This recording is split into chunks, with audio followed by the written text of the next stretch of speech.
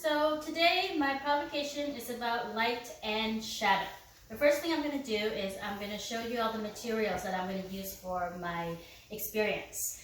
I don't have a overhead projector, so what I did was I actually made my own little projector, I guess you can say.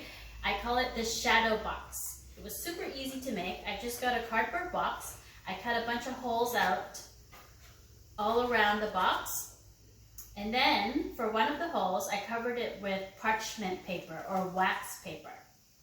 So I'll show you how I'm going to use this box later.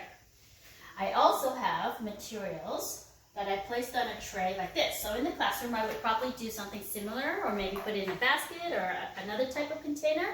But I would put some shadow puppets like these. I made them out of black construction paper, a bunch of flashlights, and just various items that we can make shadows from.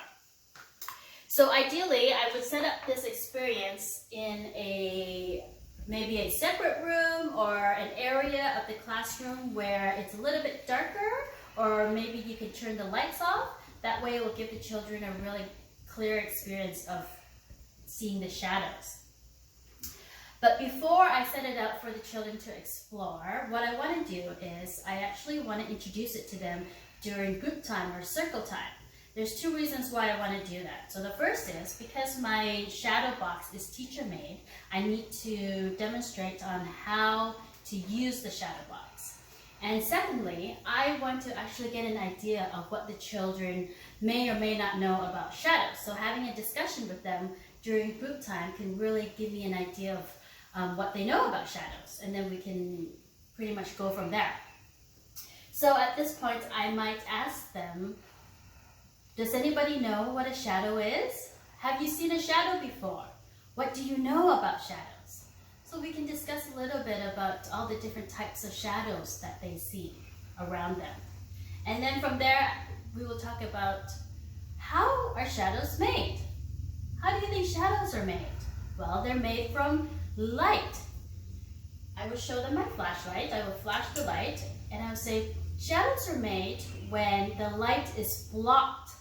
When something blocks the light. So let's say I put my hand there and I block the light. It will make a shadow, and you can see the shadows on the floor or on the walls, but the light needs to be blocked in order for it to make a shadow. But there's all sorts of lights. So I might discuss a little bit about the flashlight because some children may or may not have experience with flashlights. But from there, we'll talk about all the different types of lights that we know about. So outside, what kind of lights do we have outside? Well, we have sunlight. So you can see shadows everywhere outside as well because the sunlight will shine on things and make shadows. But the most special types of shadow are shadows that are made from our bodies. So at that point, some of the children might be familiar with their own shadows and we can have a little discussion about it. And then I will go to demonstrating my shadow box. At this point, I would probably turn off the lights if I could in the classroom. So here, I'm going to go ahead and turn off the lights. So after I turn off the light, I'm going to introduce them to my shadow box. But before I turn on the flashlight, I want to have them look at the box without the light. So I'll put my hand in and I'll ask, can anybody see my hand? How many fingers can you see? So obviously, they wouldn't be able to see my hand at this moment. So at this point, I might ask, do you remember what we need in order to make a shadow? So this demonstration is just to reinforce the idea that in order to make a shadow, we need light. So then I would turn on my flashlight, place it behind my box, and again, put my hand in. Can you see my hand now? How many fingers do you see? And then I will ask them, what happens if I move my hand? I just want them to recognize that the shape is changing. So anytime you move your hands around, it can change the shape of the shadow. It can get smaller or it can get bigger too. And if you turn it around, it will look different. It doesn't look like a hand anymore. And at this point, I might ask some of the children to come up and give it a try. Anybody who wants to volunteer, they can come and put their hand in and play with the shadow box. Then I might have a little guessing game with them using my shadow puppets. I would put one of the puppets in and I would say, can you guess what this is by the shape of the shadow? What is this? A rabbit. And then maybe I might do this one. Can anybody guess what this is? A rocket ship. And how about this? Can anybody tell me what this is?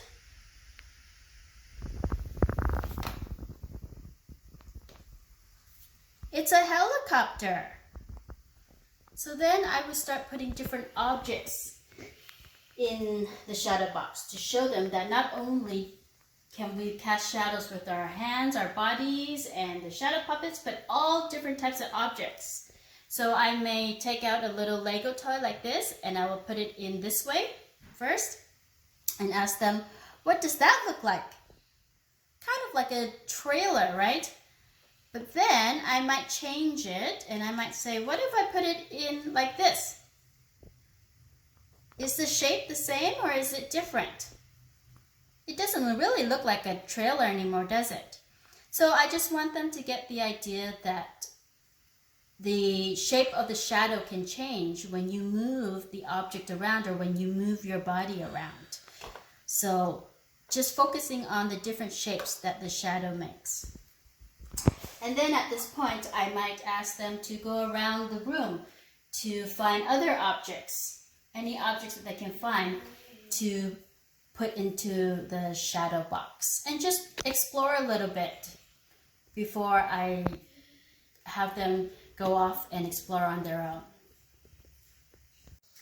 So after demonstrating how the shadow box is used and exploring all the different shadows that we made, I would let them know that I would leave all these materials out so that they can explore.